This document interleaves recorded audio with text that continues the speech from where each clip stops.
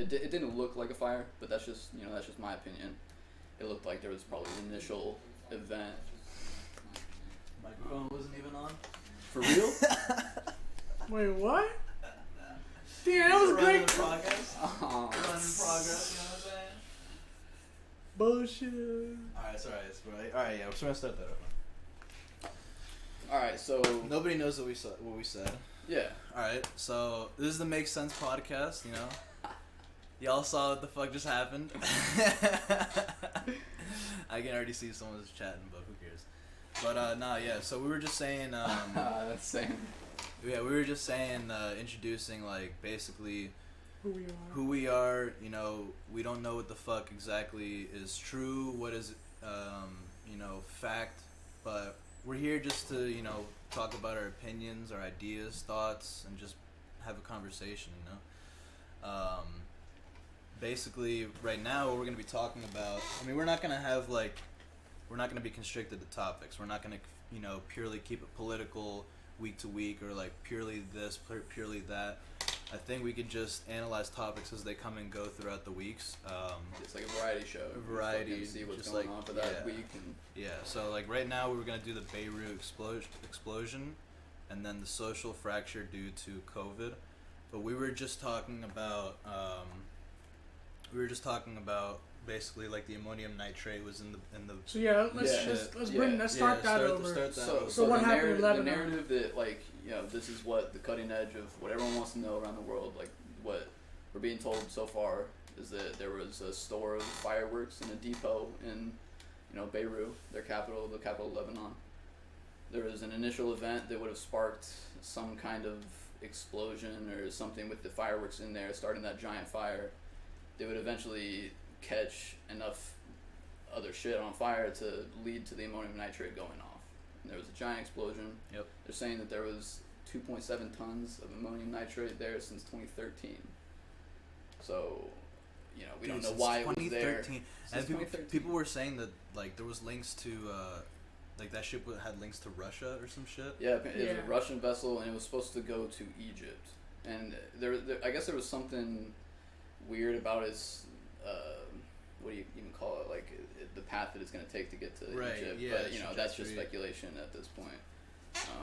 How do you have something in your port for 6 years? How big? It was a huge ship, wasn't it? Yeah, but I don't they had a lot of containers, and what they were saying is that they were arguing as to why they were holding on to that container. Why didn't they just fucking yeah, I don't think it was the whole ship. I think they took it off the ship and left it somewhere. If you look at the pictures on like Google Earth or something, it's a pretty like sizable building. It's like similar to those hotels by Bishop Ireton. Those like three prong, like it's like that size, many floors. With a port like that, they get goods in all the time, right? There's got to be. It's a procedure. So they've got procedures and everything in line. They checked everything that came in. So obviously they knew what was in there. And I don't know if you guys read the same stuff I did, but they've been wanting that stuff out of there for years. There's been pushes to make that happen, and for some reason it just gets gunked up in their bureaucracy. That's the people. I guess. And I read somewhere that that's also ties to Hezbollah. So it's like that. There's so much that we don't know about what's been going on there, and what because we're not living there. There's speculation that it was a weapons manufacturing plant for Hezbollah. That's right. And something you have to really keep in mind is all of the products that were going to go out on the shelves once stay-at-home orders were lifted in Lebanon were that's one of their biggest ports. So imagine the amount of it's like substrate for money to pass hands, and that all of that shit is gone. It's basically credit because they're eventually going to sell it and make that. Make that so that's like an investment. Yeah, and the investment of whatever businesses had product in that port is now just vaporized. It's fucking gone. I think that's the most devastating thing, because then you have to think about like what COVID has done to I'm sure like trade in Lebanon. Trade in general. Think about it. They stopped all trade. And think about. Did they really? No, I don't know about. Because think about what happened just in the U.S. They stopped everything coming from China. Period. Done. They were like, no, we do not want anything coming from there. at all. And China's the biggest distributor in the world, right? So think about how that affects a small country like Lebanon. Well, how do you handle that risk? It's the And- biggest distributor, but then it was also the people who made the, like, created this virus, allegedly created this. Allegedly. I just keep thinking of the Donald Trump question. It came from Whole China. time that could be our name. Allegedly. The alleged podcast. Right? The alleged. Yeah. I like that. So yeah, so much, tons of products. I'm sure we're just like, you can obviously know our use. It's like, you know, several block radius is just a crater now, and you know they were Modern day Chernobyl. yeah, and it's not even like say like the port of New York is bombed in some horrific incident, and like a bunch of products are gone. Like, we are somewhat stable because of all the government stimulus, and we already have like a wealth that we're sitting on as an established country. Lebanon wasn't the same thing. Right. You know, Lebanon, Right. they were already reeling from just years of, you know, their people say it's corruption, like political corruption. You know, it's like kind of a siphoning act where they siphon like money from the lower class up to these political figures that kind of have permanent power, because a lot of people see the election of Hezbollah illegitimate. And Yeah, so I was reading into that. Like, apparently like one of the ways that they got into power, actually, it wasn't even like a way. It was just like what they were doing was they were a group of people that were helping out like lower class people, like giving them jobs and like, hey, like $400 a month, we can, you know, send you out and go fight somewhere else. But we're gonna give you that money. We're gonna give you that job, that security. Yeah. And then people also just immediately start recognizing those people as like the people's group, you know? Yeah, we see it happen all over the place, like with the cartels in Mexico. Like they give community security, so there's more of an incentive to see the cartels as legitimate as opposed to like, you know, official governments. See, but that's like a worldwide financial crisis. Think Oh yeah, about yeah. it. All those people wouldn't have accepted, you know, Hezbollah being there if they were financially stable. Yeah, it's like they needed that money coming in because they had no other resource of it. Yeah, that's true. Well, that and also the fact that at the time there like the political parties, they weren't helping and they weren't representing the people.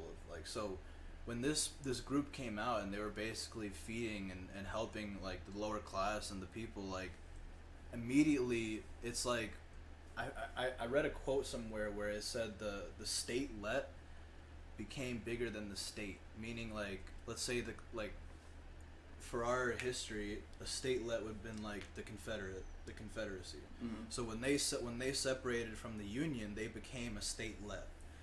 The and same imagine thing. if in the North they had like public opinion on their side, like, oh, these Confederates, they're not doing bad stuff, they're just trying to help their people out of poverty, and like they're doing the actual right thing. Like, it's really easy to start spinning a narrative where if you give handouts, you already gave the handout out, so like it's easier to hide like the negative things you're doing if you're like, if you're the lifeline for people. Right. You're not just helping people, like you're keeping their families alive and fed and like housed. Exactly. I mean, That's- that analogy that's you how made you- earlier Yeah. is dead spot on about all these like gangs and all these, you know, Yeah, man. Narcos. And you watch Narcos. Yeah. You saw the rise of Pablo Escobar. Yeah. He was a man of the people. Exactly. He wasn't just a militant figure and like, you know, No. they're terrorists at the gate or anything. It's like they're providing a good while also doing their side business. And it's some instances it's like, you know, movements get co-opted. Some instances like it's tactical. Like you get the public opinion on your side because you know that you're running this little market on the side. So you know you're trying to like carry water for yourself, kind of. You're setting yourself up to have defenses for horrible accusations of things you're doing. Yeah, I mean, another thing is like, it's easy to look past that when you're the one being helped, but when you're on the outside looking in, you wonder where this group of people got this power, the wealth, you know, all of these materials that could help this whole country of like hierarchy, class that's lower, and they're helping this lower class, and they just came from nowhere. But it's like, who sent them there? What's their agenda? How did they get all of their power? I mean, and then it's just like, I can't speak for there? much. I mean, I'm from Pakistan, right? So we've had obviously allegedly we've had corruption there for years. Yeah. So only speaking from personal experience and how things work in Pakistan. So right now the military runs that country. Right. Yeah. I mean, you could run somebody over and pay the cop and be like, all right, you're good to go. Like that's how easy it is nowadays. Yeah. So levels to the corruption around the world. You have no idea. So right now, people, and I got touched with my uncle who worked for the World Bank. Mm-hmm. How it works out there is like anyone who can hook people up with jobs and money or some sort of income runs everything. Yeah, I bet they ascend the ladder pretty fast. That's like having like weeds grow in your lawn. Like how do you where do you start? Exactly. Where do you even? Where do you? I mean, you start at the top, bro. But like with what? Think about it. So when my dad goes to Pakistan, people love him. They roll the red carpet out for him. They treat him like he's a king. I mean, I'll be honest. I've FaceTimed him there. He's called me. I haven't gone back, and nor do I ever plan on going back. They like flock around him. Yeah, like but fucking celebrity or something. Groups of people just show up, and I mean, and this is outside and family. So, my mom, who's my stepmom now, right? So, her family knows so many people. They're connected because their family was well off. Yeah. They're lucky to be fortunate to be one of the ones that were well off. And all the people they knew when they heard about my dad, they flock every time he comes. So now he doesn't even tell anybody; he just shows up because he hates the flocking. Because there's only so well how much you can be treated. Yeah. So, but going back to what I was trying to say is, so people with some sort of money, some sort of incentives, people who have the connections. Yeah. So it starts off at a lower level. So imagine, a great example again, the rise of Pablo Escobar when he first started learning how to, get his product going into the local community, just ground level. So let's compare that to Pakistan. So if my dad were to start a business right now in Pakistan, so back in the day, my grandfather had a business. So he's gonna meet some competitors right off the bat. When you meet competitors, you meet people who come into your business, and out of networking, you're like, dang, this is a nice person. So that's how my dad got his first job, right? Outside of working for his grandfather. This dude from Sweden, working in Sweden, was like, I got the hookup to come to, if you want to come work for me in Sweden. You're going to be working on a cruise ship, but you can send this much money home every month. And that light right there kind of like, light bulb meme above your head kind of thing. But that's what triggers it for people. My family was still well off. But he thought, okay, damn, I can send this much money. That means my kids will be fine. My future wife will be fine. My kids will be fine. My parents at that time, my dad put all his younger siblings through school. His older brother was already working at this point. Yeah, I mean, like, so often violent acts come out of desperation, like in all types of forms. Like, it's just kind of a good rule to go by. Yeah. Exactly. And like the weeds thing is like a perfect example for like movements in any specific country, like something that's coming up that's like destabilizing the status quo and like making financial markets really shaky and like destabilizing how like the social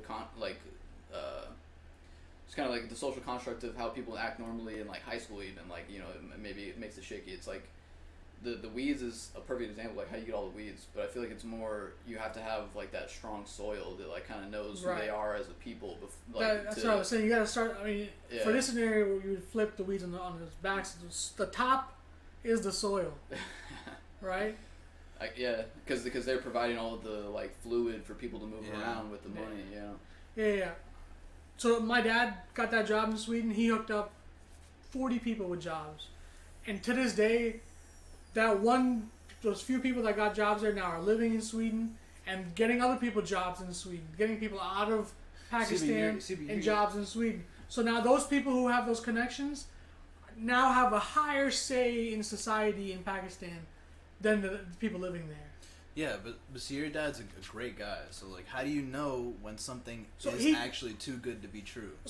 I only made this point because he was giving people that financial stability that they were looking for. Yeah. Awesome. Finance is the key to all this.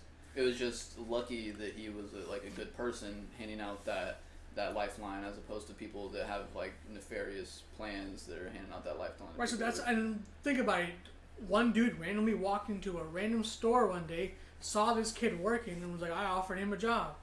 Luck, All right, so that was just that part of networking. So think how easy it was for my dad to get all his boys. Yeah. And all his Especially people when he involved. knows the population. Exactly. Like, he knows the culture. So now think about Hezbollah. Yeah. All right, one dude. It didn't and how that spread. One dude and just they probably selectively picked this person. It was like, you go to this community. You're well off in this community. You're well off in this community. Yeah, they're organized, man. Like, I mean, they've made it to the spread top. the word. They made it to the top of the pinnacle of power in Lebanon. So they were obviously organized. And that's how they became the People's Party, right? Mm-hmm. Quote unquote. Right. Yeah. But like, what do you like? How do you dictate when you're actually getting help from good people or getting help from bad people? Like that's what I think about, because then like when you're getting help from the Hezbollah, you're not getting help. You're getting like an invitation for blackmail in the future. Are you though? You're like literally like, all right, like if you don't want to go fight in another country for us and for this group, why am I helping you? Why am I feeding you? Like, wasn't that food in your stomach good? So I think wasn't this shelter good for you? Like, I see what you're saying, but I think like when it's heavy-handed like that, you end up with a situation like the Taliban, where like the government of Afghanistan is going to invite countries in to deal with the Taliban. Like they'll get so out of control that they're like more like a mafioso character, where they're doing like extortion on people, as opposed to if it's more subtle and more like soft-handed, where you're like helping large communities and handing out food, and it's not like you don't require anything back. Yeah. You're just accept support. Yeah, accept support. Like, and it's not even like you're demanding support. Like it's the subtle like we did this, like we're just trying to help. Like if you're just like we're just trying to help. We're not trying to. We don't have any aspirations. Right. They don't send everybody out to go to fight. They have, like you said, they're well structured, so they have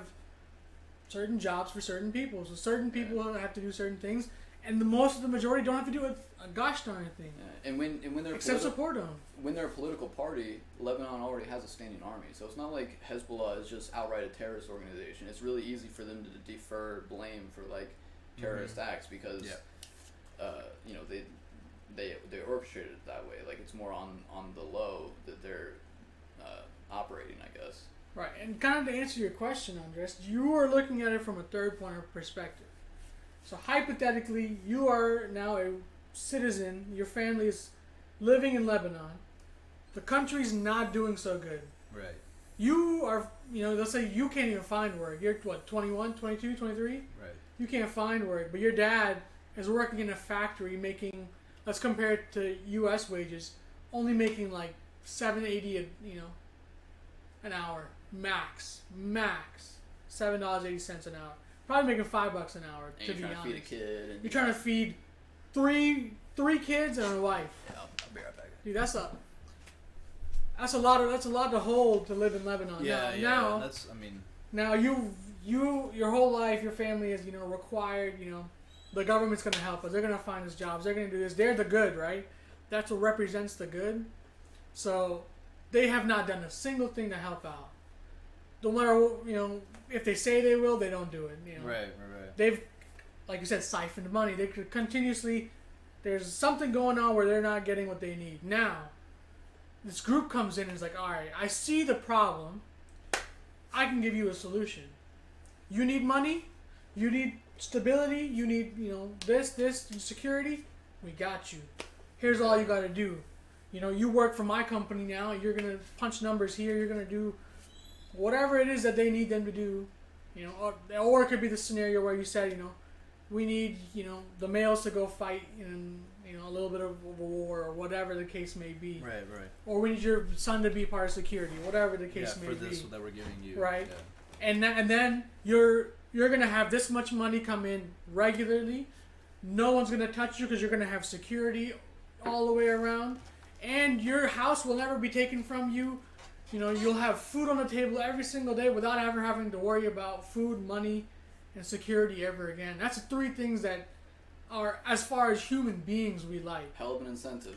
But that's like that. That's an incentive, bro. Like you said, they don't divulge all their information now. They don't tell you, oh yeah, secretly we're doing this. No, they're like, no, we're here for you. Yeah, we're just tired of seeing the pain and suffering of our country, so like we're extending that. I hope it's that clean cut, but honestly, I feel it's like not. Obviously, it's not.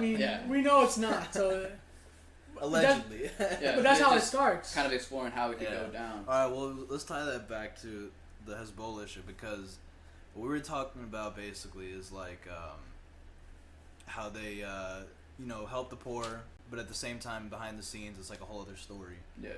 Right. So Prime Minister Rafiq Hariri, back in 2005, I think 2006. Yeah. He was I would say instrumental in trying, allegedly, all this alleged, trying to get, it was Iran and Syria's like fingers out of the public affairs of the Lebanese affairs, and I think he was well, not even allegedly. That's what the people felt about him, right? Right. So exactly. like that's what the population of Lebanon. That's how they viewed their leader at the time.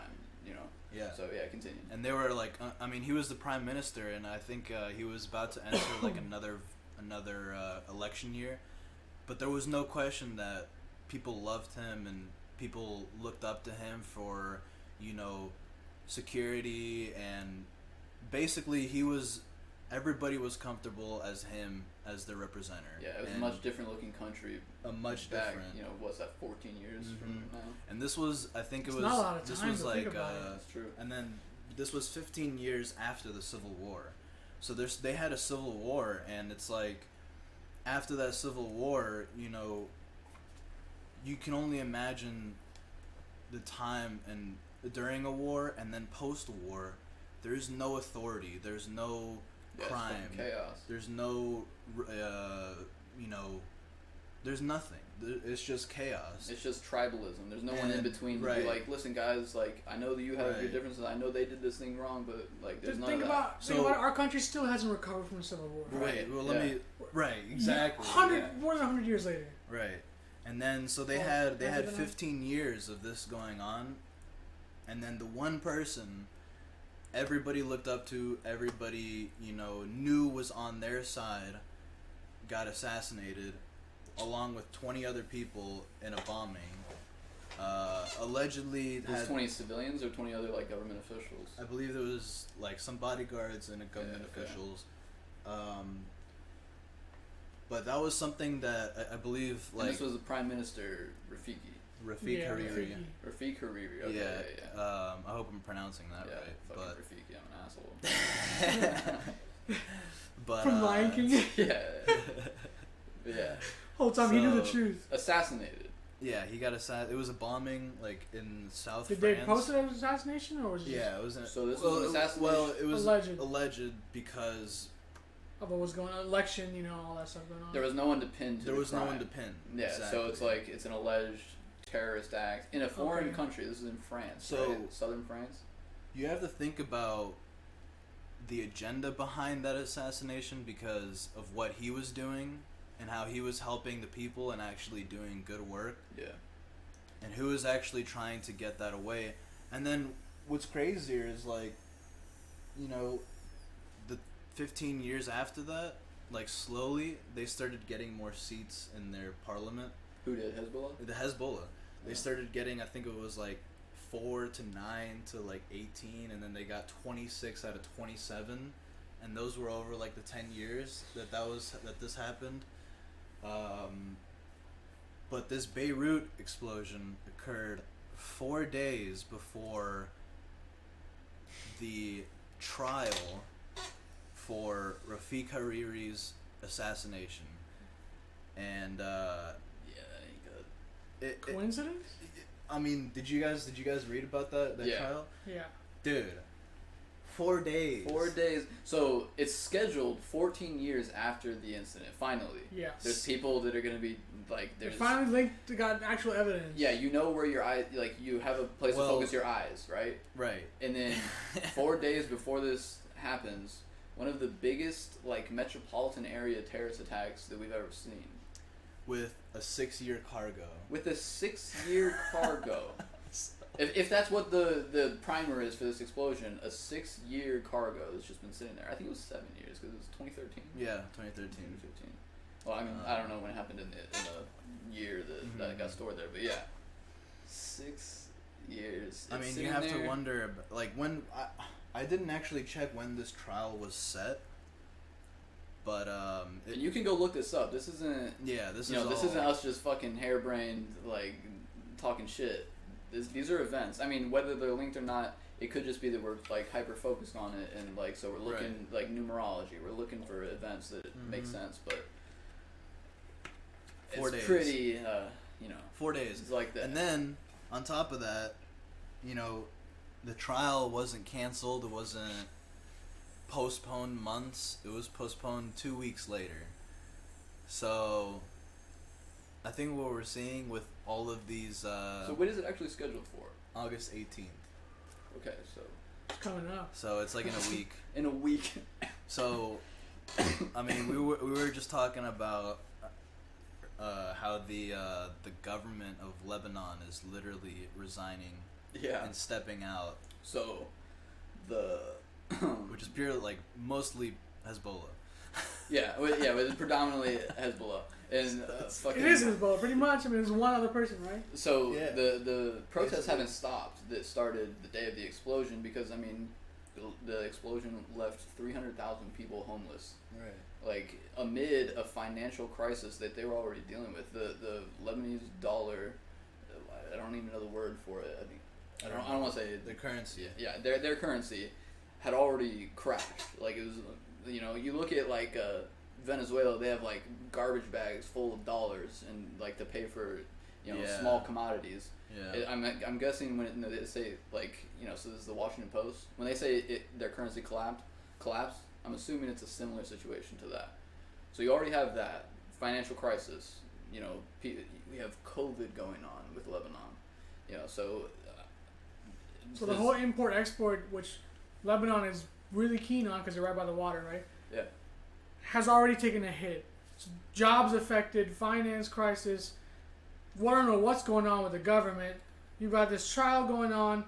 That remember he was the people's leader. Another thing is like. So now the people are all riled up. Like what's going to go on? Yeah. They're trying to figure out the truth. Before we move on from the financial stuff, you have to understand probably a large part of their GDP was being a world port where things come in and out of and get checked in customs right there. And there, like if you've seen the pictures, it's a fucking crater. It's like literally land got displaced because of how big this explosion was, and like they can't even function as a port right now because of this incident. Yeah. And You what really, it looks, right? Yeah, and what it looks like is just what the government is saying, since it's a 6-year, like since the ammonium nitrate was sitting there for multiple years, and there were requests to move it. It's just the official story from them is just negligence all the way down. Just there's different chains or links in the chain. It was just negligent. They should have moved it, and that's all they have to say to these people. So they're out in the streets protesting they're still protesting. It's getting really violent. I read an opinionated piece on that. Obviously, it's opinionated because it's whoever this person's perspective was. Yeah, speculative, which is fine, you know. So this person's perspective was that the reason why it was so, you know, they were so negligent about it is because, again, allegedly, Hezbollah wanted it there. Hezbollah wanted to keep it there because they had some use for it. And every year, every time it came up to move it or something, someone didn't do the paperwork right. It didn't go where it needed to go. Some checks and balances did not happen the way they were supposed to. For whatever reason. Right. Yeah. And this person again blames Hezbollah for it. They went into great detail about it, but I can't support any of that. I don't know any of the fact. I don't think anyone does. It's not, you know, factual just yet. But think about Hezbollah. Yeah. This has to be a long-term plan. Something before we go to intermission that I want to leave everyone with. Oh no, I still want to. Still got time? Yeah, I still want to talk Okay, about okay. this. I mean, we could even go to intermission, come back. I just want to. I want to stay up. on the trial real quick. Okay, yeah. Let's talk But about. you finish your thought. So, a part of what he was saying with Hezbollah, like wanting to keep it there, there's speculation coming out right now that this was a plant to manufacture intercontinental ballistic missiles, and what that means is, they go up in the atmosphere and they float there, and like they come down when they find their target. Right. So to do that, to get them out of Earth's atmosphere, or not out of Earth's atmosphere, but to escape gravity, basically, they're using a solid state fuel, and the machinery to manufacture that is really specific. So a lot of countries are waiting to see what the external investigation says if there's that heavy machinery, because they're saying it would be there if it was, if that's what the plant was used for. So if they were keeping the ammonium nitrate there, it's like, okay, we just have a random store of 2.7 tons of ammonium nitrate. It's almost like, if that's true, they were leaving it there to, like, you know, if eyes were getting on them for a weapons depot that they're manufacturing, you know, weapons that they could bring huge destruction to other countries, it's there for a failsafe.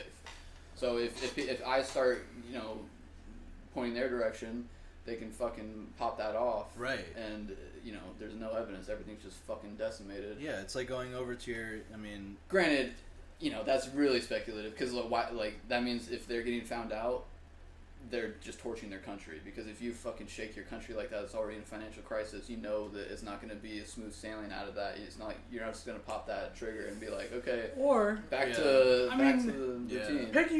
I don't want to go off on a tangent here, but if you don't mind, we're just but I'm about real to go quick. off on a tangent. I know, right? I want to do it, but that kind of goes back into the whole. I mean, I go back to our whole idea of like cartels, right? Of the people. So Lebanon as a whole lost their person, right? They're the people's leader. Right. Yeah. So now Hezbollah's on the rise because they came up as now the People's Party. There's a power vacuum. Right. All of a sudden. The People's Party, right? They're representing the people now.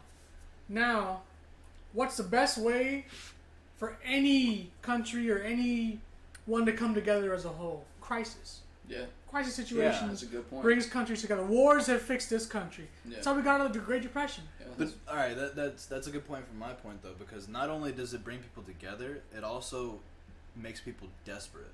Right. And it's like, all right, whose shoulder are you gonna go to? Like everyone's you know desperate together. It's like a perfect storm almost. They're desperate. They have nowhere to go to even stay for the night. So that's what I think. And they're together in that. Right. Like endeavor. this bomb was set in there to wait. It's like going in. It's like being invited to the person you hate, and it's like they don't know you hate them, but you just set a bomb in the corner of their house, and you're just like, all right, whenever they pop off, then I got the pop off. Right. And then they're gonna come back to me, and I can help them. And now, exactly. So there goes Brady's plan. As you it could not My your plan. plan, Yeah. but kind of what you said about the speculative plan of it being a failsafe. Yeah. You know, think about it. They're 4 days from trial. 4 days from trial. 4 days from trial. Possibly a weapons depot just decimated. Right, which they're investigating. Yeah. Right. They're like, okay, if we really need people to come on our side, and this trial might mess that up, let's use our failsafe. Yeah, it's also important to note that the Lebanese let's blow it up. And now we've already got the people on our side. Yeah. So let's mess up all the people who have some sort of power. Now's the time to strike. Let's do it. Now, if that was the plan, it's backfiring on them because everyone's resigning and there's mass protests, and they could just rebrand and be like, oh no, we're here to save you from Hezbollah, and it's just Hezbollah. It could easily be that because I mean we've done similar shit in other. I mean, the people resigning. Think about it. They resign for a reason, right? Well, yeah, because they know they were also trying to have only an internal investigation to the port. They don't want any other country. All right, so let's tie that to the trial then. Yeah, yeah. All right, so this trial has 11 judges and it's $700 million that they put into it and 15 years of quote unquote, I guess, searching for answers. But you know, one of the articles I read, they had evidence within the first few years to do this. So like when I read all of that, and then the fact that the 4 Hezbollah members aren't even going to be there to be tried. They're going to be... No one knows where they are. A Zoom call? Yeah, it's like they're just out and about. So they're gonna be virtually. They're not gonna be present at all. No one knows. No one's representing them either. No one knows if they're even alive. Oh, so they've gone underground. It's just the 4 people that they're pinning it on. Exactly. Yeah. So like when I see all that shit, I'm just like, this is gonna be either a waste of time, or they're actually trying to expose something way bigger than Hezbollah. Oh. That's what I think of. So when I think of like countries, I didn't even think of that. So yeah. So I mean, it's either one or the other. I don't think they're gonna try to expose something bigger than Hezbollah because that's like. But it also makes sense because the trial's in the Netherlands. it took 15 years to actually gather this. There's 11 judges, so they can't target one judge. You know. Oh, so it's a big trial. It's a if they're big taking trial. all these steps to Yeah. protect everybody. Yeah. Witnesses are going to be held behind doors. They're not going to reveal any information about them. They're going to be safe. All this. So I think that this could be like another country harping on Hezbollah without Hezbollah even knowing it, to harp on this country, Lebanon, and basically. Yeah, like we don't need them investigating Hezbollah. We're fucking implicated in Hezbollah, like type of shit. So then it goes back to our initial point. This thing came from Russia. The shipment came from Russia. Allegedly. I didn't want to say I think it is a Russian boat. It's a Russian vessel and company. I know that, but like, you know, that's tough. And if you think about just recent events in history, Russia's been trying to get, and so has China, its territories back that they lost years ago. Ukraine, I mean, they fucking annexed Ukraine basically, like in 2013, 2012, and the like huge international scandal, nothing happened with it. And we were supplying Ukraine with weapons. Ever since Hezbollah came into power, Rafik Hariri, like, you know, all of that happened, United States and Israel, or United States and Israel, I believe, one of the other countries with, you know, the United States, that we actually pulled out of all of their affairs. Lebanon? Yeah, all of it. Probably so Israel, now it's like they've been going back and forth Israel. for years. So now it's just like it's open for grabs at this point. So think about countries that are looking for power: Russia, China. Two countries. I don't think China would do that. You can't take the U.S. out of that either. That's true, but Lebanon's always kind of like, so there's countries in the Middle East that all of the major nations have their hands in. So like, you look at Israel's almost like they're at this point an independent sovereign nation, but like they're kind of a proxy for the U.S. in a lot of like foreign ventures. Iraq at this point is like kind of a proxy for the U.S.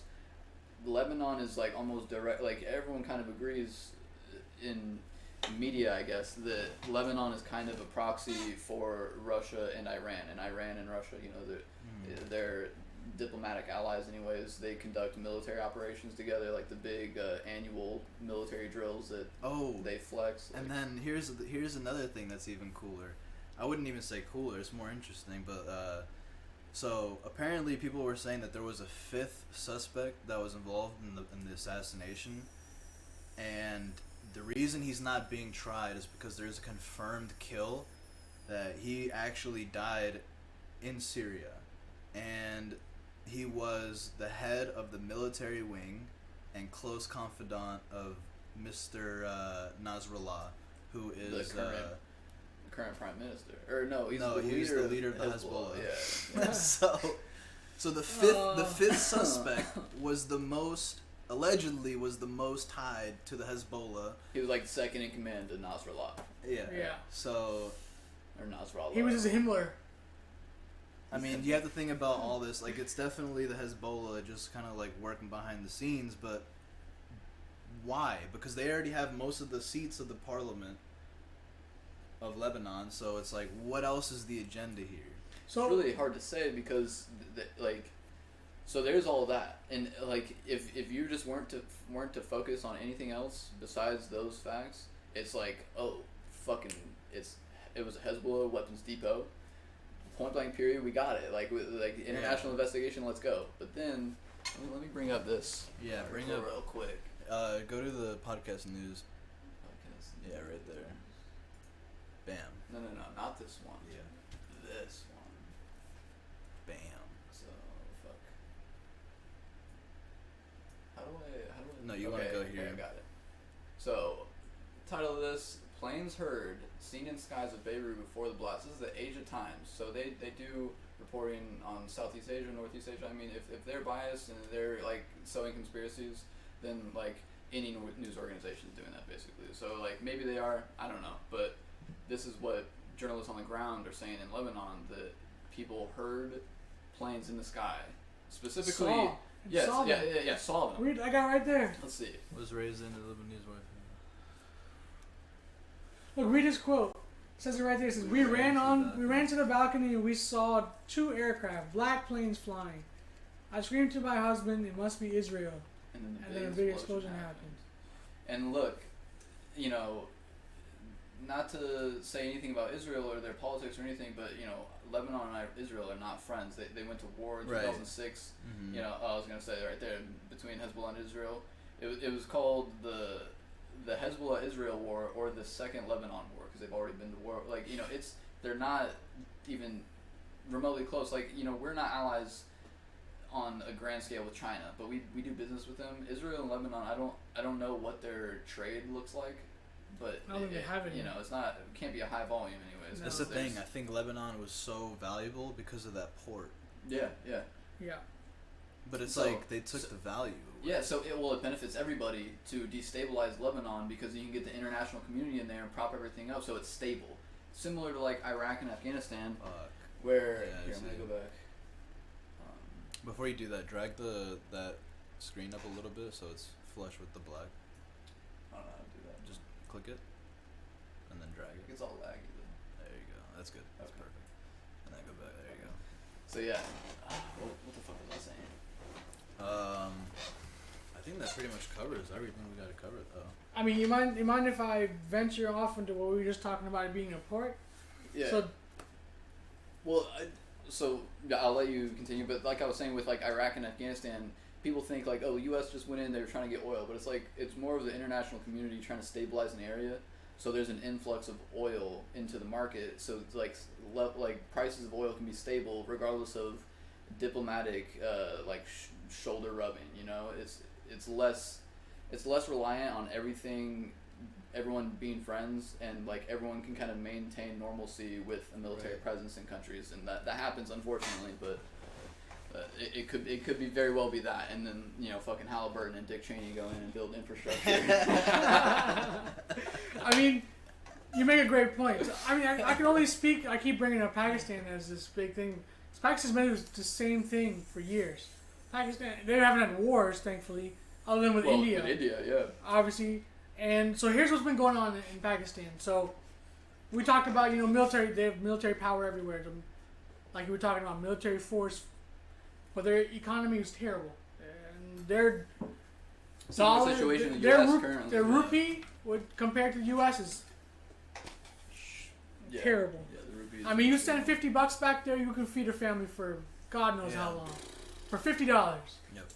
And we spent $50 for like one dinner. Mm-hmm. That's true. Yeah. So what happened there? They have a lot of ports. They're close to the ocean. They're pretty Southeast Asia, so they have a lot of railroad track. They have a lot of paths that lead to a lot of countries. Yeah. So if you're not using India, you're using Pakistan. Basically, right. So what China tried to do in the past, it's been 20 years now, or maybe even more, tried to get in touch with these countries, set up stuff, and it was not working. India was not allowing them in. India doesn't want anything to do with China. Let's be honest. Mm-hmm. India was like, nah, we got this. We're going to handle our stuff. And Pakistan tried to do that for the longest. And they just couldn't. India can do that, though. Right? India can. Because they have manufacturing factories that are providing like phones, like just devices, technologies.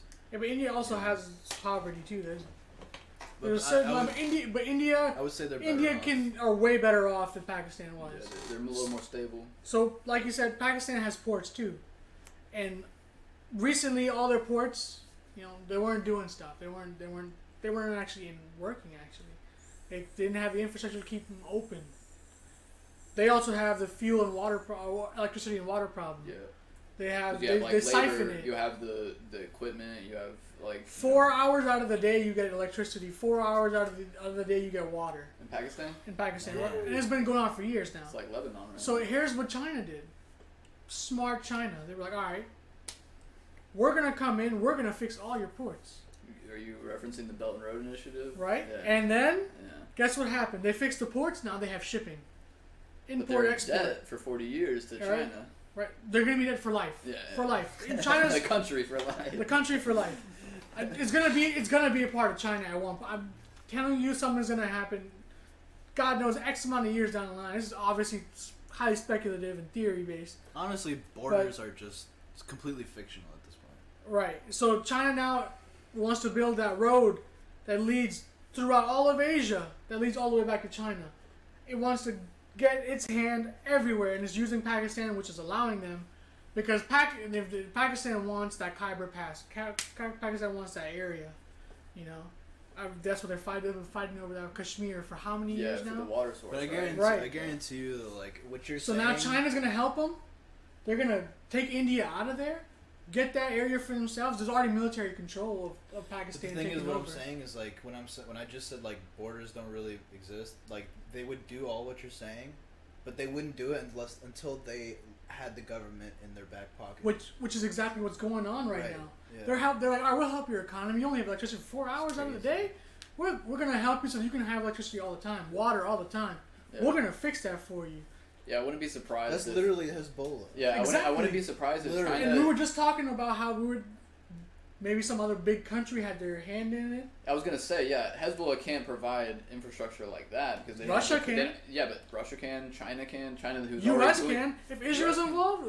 Yeah, but Lebanon's not gonna let the U.S. into their country and start building infrastructure. Like, right, that's why they're using Israel. Well, I think Israel's basically. That's what I'm saying. Like, Israel's basically a proxy of the U.S. in that area. Exactly. And this person's blaming Israel. Imagine how many others are blaming Israel. A lot. So that's what I'm saying. I don't think Israel is going into Lebanon and building any type of infrastructure. I think it's going to be someone more aligned with like Iran, China, and Russia that's going to start. Or U.S. Yeah. Or U.S. You can never count the U.S. out. I doubt there's any way Lebanon would let the U.S. in there to build infrastructure. That's just my opinion. But and if the U.S. think about it, if Lebanon was to go to the UN for help, who's in charge of the UN? Who's number 1, 2, and 3?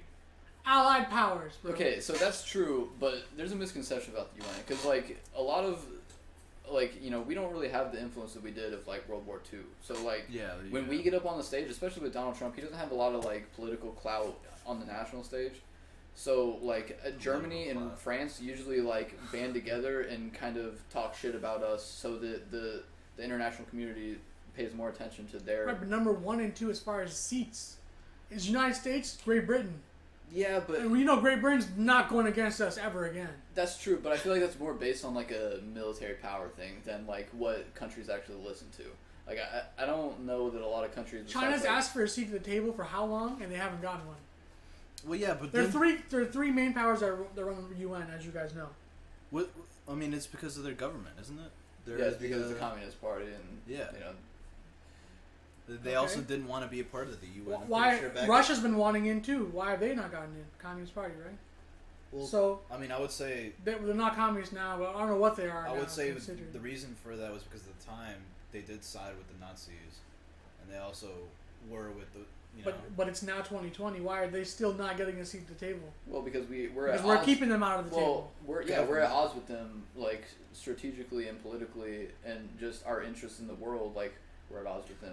Look at the way they work, dude. So why is it the U.S. is speaking for the whole world and saying no, Russia shouldn't be allowed? Shouldn't the whole world have a say? I would say Russia's doing that more for themselves than they even know, because what they do and how they do it is just like that there's something that they're doing that is not good. Yeah, well, maybe that, but I think it's more like they're independent and they see themselves as like a sovereign nation and wanting to. Like themselves. Hedge their own path forward as opposed to being at like together. Yeah, they don't want to adhere to the international community on what they say about their social structure or anything like that. They want to keep it very Russia in Russia. Yeah, like similar to China. They still have a lot of nationalism. So China, great, right? They pulled out of the World Bank. They made their own World Bank. Yeah, exactly. They're making everyone in debt to them with the Belt and Road Initiative. They're going and building like infrastructure all over Africa right now, like a couple places in the Middle East, but. That's why I wouldn't be surprised if they go into Lebanon and this year. China's on the come up, worldwide. Well, their economy's already overtaken ours. Especially our GDP dropped like 30% or something crazy like that. China gained like 9. Yeah, they lost 9 or some shit. Yeah. Yeah, that's gonna be the biggest. So is it world powers that are probably coming into this? Yes. Dude, that will highly possible. Of course it is. Now, which world power we don't know. It could be Russia, it could be China, it could be Iraq. I mean, going for Iran. It could be anybody. You have to look at countries that have agendas that are just so hidden and secret, and then those things are also consistent. Yeah. But they do it at a consistent rate. Russia. See, China. I feel like Russia is even on a Iran. similar trajectory as the U.S., but China is like playing this super long game. Like they're very tactical in like how they're just them as a nation unfolds over the years. Like it seems much more like they're planning for like 2040, where we're like, oh fucking, we're planning for November. Yeah. We're planning for maybe 2021. We don't really know till we get there. Like let's see how things. We haven't work even out planned for our November. presidential election. Like, that's what I'm saying. Like we're still figuring out what the fuck's going on with that. Presidential election. Yeah, think about that. That's a topic for another time. Yeah, That's a topic for another time. I know. What a topic. But all that takes planning. Everything takes planning. So think about Hezbollah and all the planning they did. Or allegedly. I think that's why it's not as stable, is because they don't do as much planning as like an established government. It's like a very grassroots movement, or it started as one, and then so everything. And since they don't hold like the absolute authority in Lebanon, Blazers won. Let's go.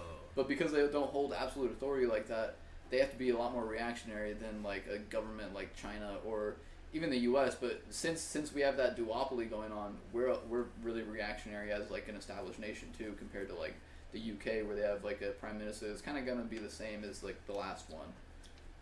Like put it this way, the way I would explain the way that like Russia and China handle their global affairs, that's kind of the way USA handles our domestic affairs. Like we're like the way the US government just like taps into society and taps into what the fuck they're doing, thinking, and how they're doing it and where and all this shit. That's literally what Russia does to as many countries as they can. Yeah, they have a really aggressive like bot program for like Twitter, like not them as a, but like maybe companies there like have bot farms. Right. But like the bot farm stuff from Eastern European countries, let's just say, like that's been confirmed. Like they flood like Twitter and Facebook and fucking Instagram with like comments to try and like mold like what everyone's gonna say, because I mean I'm sure you know people on social media, they see something and they think that it's like, oh damn, are people about to be really woke and like activisty about this? I better jump onto that trend and like you know fucking black screen, like fuck it, send it, like black screen. Yeah, man. Like so it's it's a black screen. So think about how easy it is to say something that like sounds kind of nuanced, but like it's ultimately bullshit.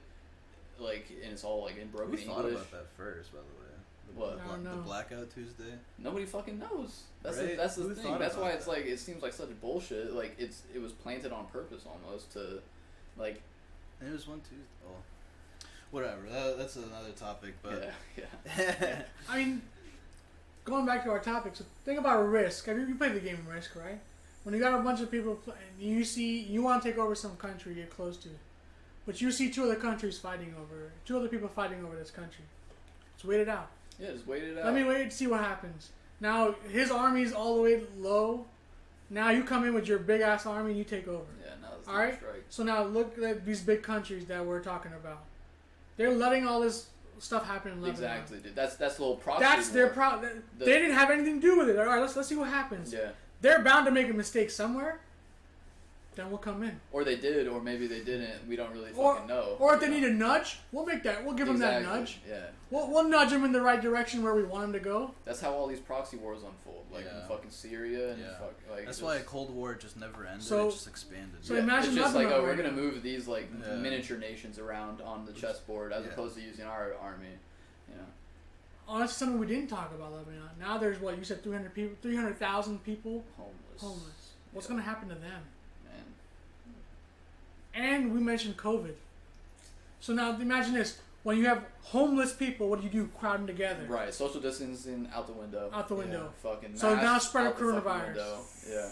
Think about what's going on in New York. They're putting all these homeless people in hotels, in all these buildings to get them off the streets. You know, they don't want them around people. Dude, my hotel was housing fucking COVID patients. Like there you go. It was like, you know, one person to a floor kind of thing. So they just don't have the infrastructure to support 300,000 people amidst the fucking pandemic.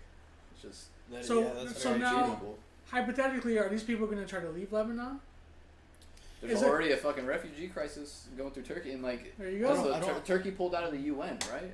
I want to verify that. I don't want to just say that shit, but like you know they're already exchanging barbs with the UN over their role in keeping refugees out of Greater Europe, because they're right there, like in that path where anyone fleeing war-torn countries like Syria. So there were like a lot of Syrian refugees, and it was either you go through the port of Greece or you go through on land through Turkey. And they're like, we can't have this just coming through our country because it's going to destabilize the social structure. Like they just don't have the infrastructure to support it. They're a smaller nation. So now imagine if you were one of those big countries. Yeah. Yeah. And you were like, okay, you had a crisis, you could come live here. But hypothetically, if you're Russia, they're gonna have to follow these rules. Exactly. And this is the way we think here. Yeah. That's the only way you can think. Turkey's a founding member. But they're not. What's their relationship right now? Maybe I was completely talking out of my ass. Since 2005, Turkey's in accession negotiations with the European Union, having been an associate member. Oh, the EU. That's what I was thinking of. Okay. Yeah, the European. That's right. The European Union. Okay. Yeah. Man. So I mean, what's gonna happen with all these people? I mean, I have a bunch of friends that are from Lebanon who are, right now are just. Their families are back there. They're devastated. Oh fuck. They're devastated right now. Dude, just to think about it. We can't even fathom that. Like, at least Lebanon, they know what conflict and struggle, real struggle. We think about our poverty. Our poverty has it better than most of the established world. But so they know conflict, bullets killing your family, IEDs. You just lose a cousin because they walked in the wrong place. Think about that in DC and how quickly us as people would turn on each other. We saw. We're already turning on each other with this whole Black Lives Matter stuff. Yeah. Think about it. it. We would be so dramatic about it. Yeah. It would be absolute. It would be 10 times worse. Yeah.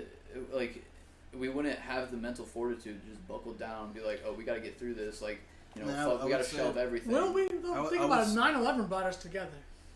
So an explosion, that's true. Explosions and stuff like that would bring us together. The landscape looks a lot different right now, though. I wouldn't say the event brought us together. I would say our president and the way he represented the United States brought us together. Yeah. Because the first thing he did when that happened was he got on there and said, this country is going to persevere. God is on our side, blah, blah, blah, blah. All we have to do is stand next to each. What the fuck is Trump going to say when something like that happens? Yeah, it was just an explosion. That's the thing. It's fine. No casualties. Dude, or imagine Biden giving an address on that. Just not even really knowing what's going on. Dude, he wouldn't even... explosion happened in the, he wouldn't even be able to keep it. He can't read off a fucking people script, out dude. In the street. Yeah. Explosion. Look, you wouldn't even just look fat. Fall asleep mid sentence. Yeah. Man. We're in a bad way. Oh, as far as presidential elects go. Yeah. Well. But I'm just thinking about the people, bro. I don't. Think about it. My people in Pakistan know what it's like to be poor and all that. They go through so many natural disasters every year. They have so many. They had the flood a couple of years ago, and that devastated so much. Businesses gone.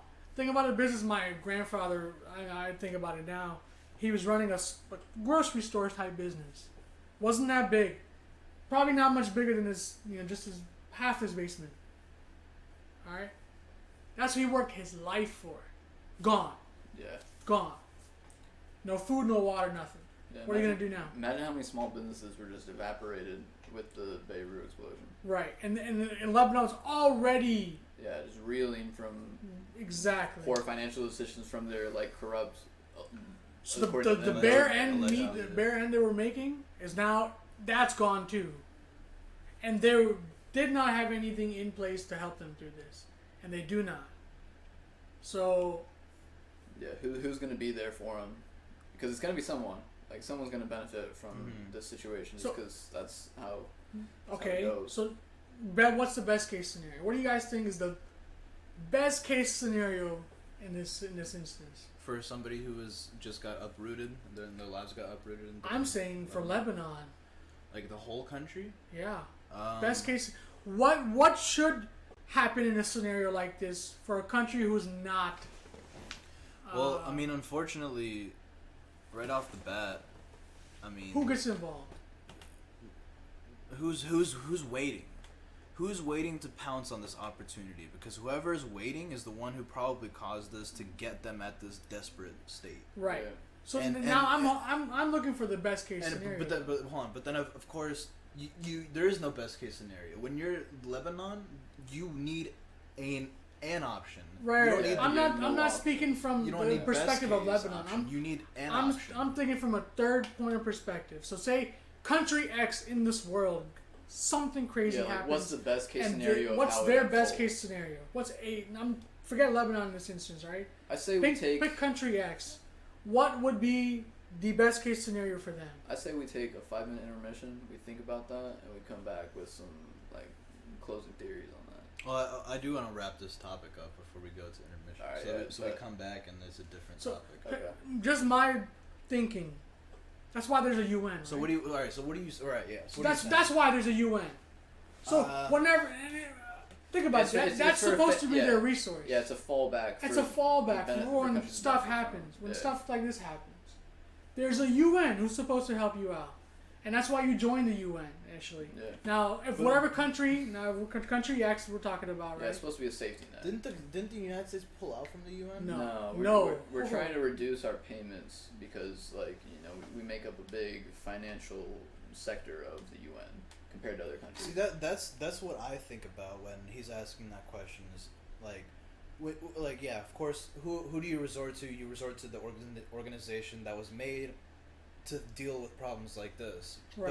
But How at the that moment, unfolds in real time is a little different. how that unfolds, especially when there's a pandemic and the countries that set up this UN themselves are now being more closed in because of the fact. Right. This It's this scenario has a lot of other involvements like COVID and all that. Yeah, there's a lot of But gray areas. Take that out of the equation at the moment. Just I'm saying pure basic crazy stuff happens, Yeah, UN's someone faces supposed a to help, crisis. Yeah. right? Crisis. UN's supposed to help. That's what my initial thought is. Okay, UN's supposed to come in. All right, get together. This happened in Lebanon. What are we going to do to help them? Let's come up with a plan. Get together. Here's a plan. Let's do it. The issue with that, like you said, it takes forever. It takes for it because there's so much bureaucracy. That's Does why. it does take some time for that to actually happen. But also, there's problems that already existed before this incident. That like it's not the UN's job to just come in and fix a country, and some people would see that as even invasive, or like they're trying to occupy Lebanon. Right, but now are they trying to fix? It doesn't. I mean, that's They're just trying to that's- help them through this one crisis. Yeah, but that's See, like, ultimately They irrelevant. shouldn't get involved with the politics of See, behind. now I'm just starting to think of like more agendas because when you even ask for help from another organization, Yeah, you're gonna like, need to scratch their back too. exactly, and then the opposing organizations be like, wait, why are you receiving help from them and not from us when we could have helped you? So, but then it's The only like, one that's it's the same there's thing. no one going against the UN It's going right to now. revolve. In my opinion, I say nobody should help them. They need to figure out their government by themselves and with themselves. Okay, Before anything. that's what I said. Government is up to Lebanon. Government's I'm not saying- to Lebanon at this point. It should be. No. Right, Like, it should- of course, it should gov- be. in any crisis, so, country X's government should take care of the government of country X. But through the crisis and refugee and all this, that's where the UN needs to come in and be like, all right, we'll help influx, this to clear up what happened here. Yeah. We'll help take your refugees out. We're open ports in these 3 countries. We'll get, whatever right away. That should be a plan. That should be in. So listen, the only thing with that is, okay, so solution number 1, you provide money for them to exchange contractors in their own country. The problem with that is that there's not an established government right now, especially with everyone resigning. So we don't know where monetary aid is going to go. Like there's no security in how that's going to be implemented in repairing Lebanon. Issue number 2, when we think about the U.S. government, even when we repair our own roads, it's a contractor. Someone's bidding for that contract because they're going to make a lot of money off of government dollar. Yep. So it's going to be similar if the UN intervenes and tries to rebuild some of their infrastructure. It has to be contracted out. There's no UN construction company. So they have to work with the established government. Or it's something like the Halliburton situation with Iraq, where we went and waged war on a country and we went in and rebuilt the infrastructure and a U.S. company benefited from it. Like we don't. That's the thing. I don't know personally how the UN selects their contractors. I don't know if they have to do it from a Lebanese company. So U.S. Like you said, the UN can't select the government contract. UN can only supply the money for it, right? But that's the issue. You can't just put money out there because it just gets snatched up by whoever is wanting to be opportunists. And the only people that can help Lebanon with that easy type, here's money for whatever, is if it's the same people, the same beliefs, the same religious beliefs, same everything. Those are the only people that can actually give money to them, and nobody will actually blink. So now I got to think about it as a humanity perspective. What about that though, bro? Like, I mean, that's like everyone wants to help, and everyone's sharing the links for like the power, like donations. But like, in my opinion, you shouldn't be donating right now because it's not like you fucking hit a link on Instagram, you donate $5, and that $5 goes to like some kid's wallet and he can buy food. Like, it goes to an organization that's there, and then that organization has to have an in between the Lebanese people and themselves. So like, it's just a bad time to just throw money at a problem because their currency is fucked right now anyways. Yeah. Like, there's nowhere to spend the money. There's no one producing anything for the money to be spent on. And the government's not doing anything. Yeah, and there is no government. There is no government. Everyone's fucking resigned. So it's like it's. By the way, how does that even? What do you? I have no idea. That's unprecedented in U.S. politics. Like, you know, we. What we're used to and what's going on there is just. Yeah, we're used to one president hitting a scandal. We know it's coming for like 8 months, and then he resigns. Like we know. And think about it. President, you can take away the president, vice president, all these his people. whole cabinet's still there. We still have Congress. Yeah. We still have Congress. Yeah, we still have Congress. We still have the Supreme Court. We still have House Judiciary Committee. Like, we have such a polarly opposite system than Lebanon does. Like, not to be degrading or anything, but they also have the parliament though too. I think Parliament is what resigned. I thought it was just the cabinet members of the. You should research that. Yeah, well, I think that'll wrap up the topic, honestly. Yeah. Right? Oh, that's it? I think so, yeah. We'll be back in like, what, 15 minutes? Sounds good to me. 15-minute intermission. Alright, Hell yeah. We'll be right back.